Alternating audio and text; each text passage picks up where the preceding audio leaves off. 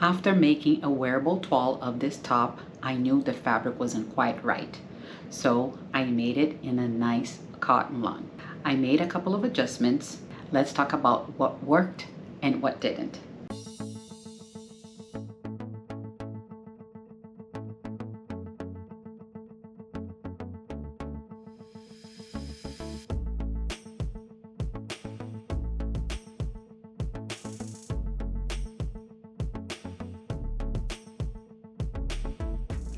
Hi everyone, my name is Karen and this is my channel KGFL Creations. Welcome to another episode of #FridaySews. Let's dive right into what has happened here in the sewing room. As you can see, I did make a new top. This is the other Byron top by Sinclair Patterns. The Sinclair pattern is actually a little set. Is a top and a pair of shorts. For now, I am only making the top. I will not make the shorts, but I know somebody who did. I did not mention her in my last video, but I am going to mention it now. Zelda from Zelda Sews, she did make the top and she also made the little shorts. And she has a nice little outfit, which is really cute. It's red. It's a plain red cotton, I believe it was, and she looks so cute in her set. I am not too crazy about making the shorts. Perhaps one day I will make the shorts. If I decide to make a pair of pajamas, I can make the top again with the shorts and it'll be a nice pair of pajamas. If you did not see my last video, this is the wearable toile that I made. It is in a seersucker fabric, and I said in my video that I did not like the seersucker. It'll be nice for the summer. Yes, there was a lot of comments saying that it's great for the summer, and especially here for South Florida where I live. But my problem is all of the little puckering. That's something that I did not like. And it really reminds me of children's clothing. I don't know why, but it does. So that is my problem with this top. Will I wear it? Yes, I will wear it, but it is not my favorite fabric. But it turned out really cute. Now let's talk about this one here that I am wearing. This is out of a cotton lawn. And the feeling is completely different. Wow, this is just so nice and flowy. Let me go back a little bit to see if you can see the whole thing all the way to the bottom. Nice and flowy. And it's just adorable. I really like this top. Really like this top. Take a look at this V-neck here. It lands in a great position. It's not too high, it is not too low. It is perfect right here. Very nice drafting by Sinclair Patterns. Like I said in the intro, I did make a couple of adjustments to this pattern. The first adjustment I made was to print out a new front. My version for my 12 version with the seersucker, I printed a 16 CD cup, but I felt it was too big overall in the bust. I had a lot of space to go around, so I decided to print the 16, still size 16 AB cup, which is the one here, AB cup. That was the first change that I made. Then change number 2 was lowering the dart. I lowered the dart by 1 inch, and then I twisted the dart a little bit. I am not sure if you're going to be able to see this. If I see that the video is not good enough, I'll take a picture of it. I lowered it by 1 inch, and then I cut this portion. And then I kind of just twisted a little bit, just a little bit. It wasn't much. I think it went out just like 1/4 of an inch right here with the twist. But the 1 inch was too much. I lowered the dart and it's really, really low now. Maybe I needed to do just a 1/2 inch. I think that would have been better. And as you can see right here, let me lower the camera just a little bit. It's gonna move. The dart is too low now. It's almost below my bust.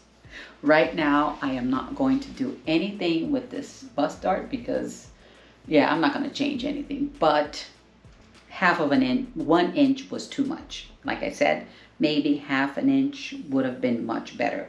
So for the next go around, I'll have to change this portion again right here and move the bust dart up, and perhaps keep it in the same position. I'm not sure.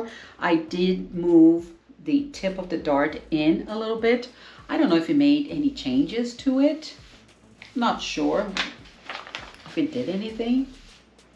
It's right here, the tip of the dart.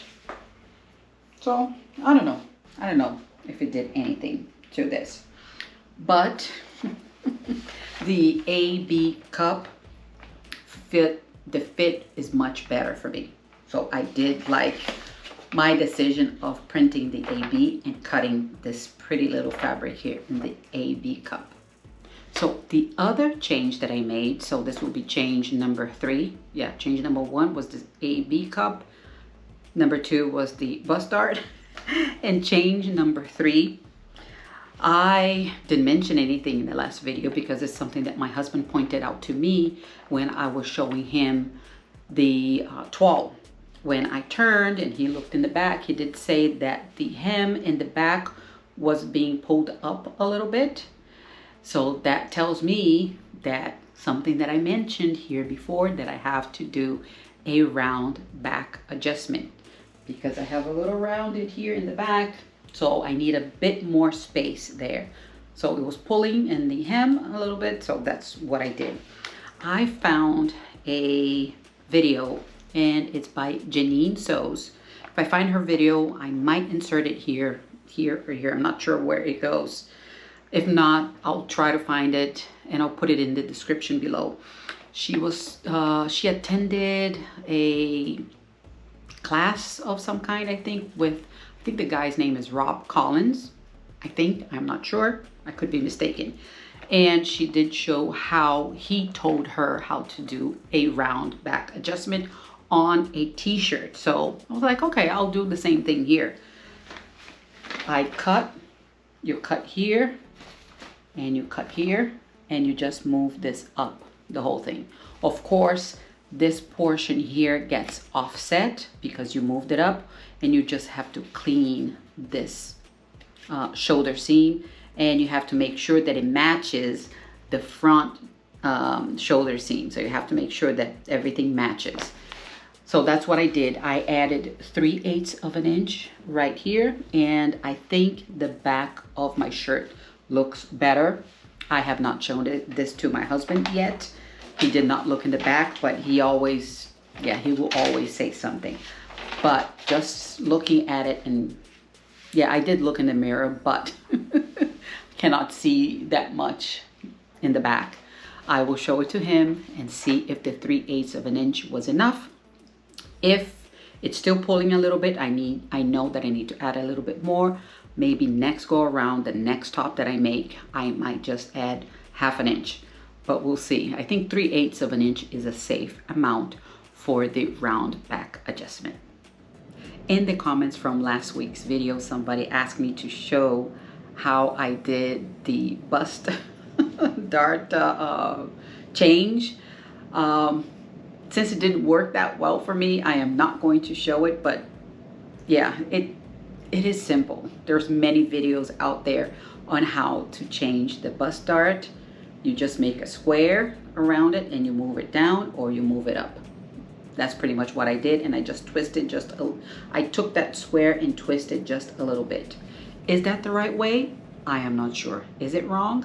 I don't know. That's how I did it. And it worked fine. Like I said, I did lower it too much. But other than that, it worked fine. Overall, I am extremely happy with this top. Let me go back a little bit so you can see it again.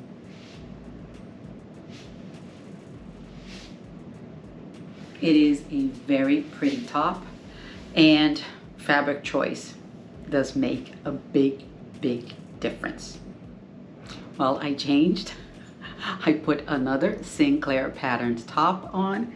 Actually, I don't remember the name of this pattern, but it's a pretty little pattern. It has these ruffles here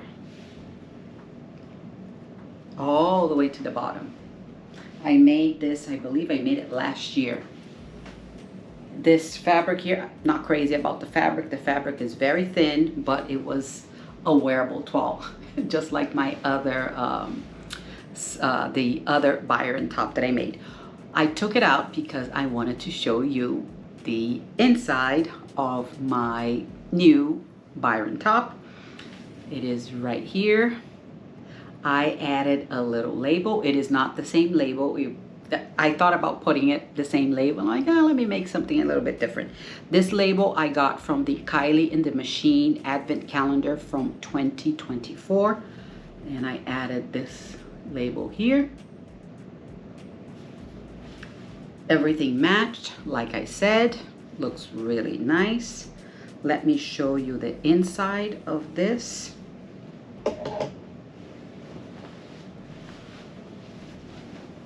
Because I know you guys like seeing the inside, how everything is done. This is the V. This time I basted this whole portion here, and I did the top stitching from the outside. Yeah, I thought it was easier to hand baste the whole thing. So that's the V. I made my own bias binding out of the same fabric. I had a good piece of fabric left, that one section on the side that I had, so that was enough to make some nice bias binding in the back. And the hem, I used the same technique. I did the 1/4 inch, and 1/4 inch I used the band roll, which is, oh my god, I always forget the name. Fishbone hem tape. Is that what it's called? I think so. Fishbone hem tape. Yes. I think that's what it is. But this fabric, it's so nice and flowy. Very pretty. It will be great for my cruise. I will tell you that. This will go on the cruise with me. That was the intention. Let me put it back on the hanger. Oops. I think I hit the my tripod.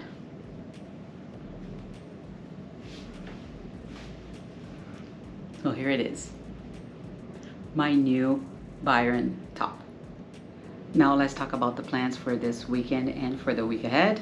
Actually, right now I am not going to do anything in here because I need to start packing for my cruise. The cruise is at my doorstep. Yes, it is at the doorstep. I need to start going on that. I have to separate what I want to bring on my cruise. So right now there's nothing being sewn, unless if I find a little bit of time I might do something else, but we'll see what happens.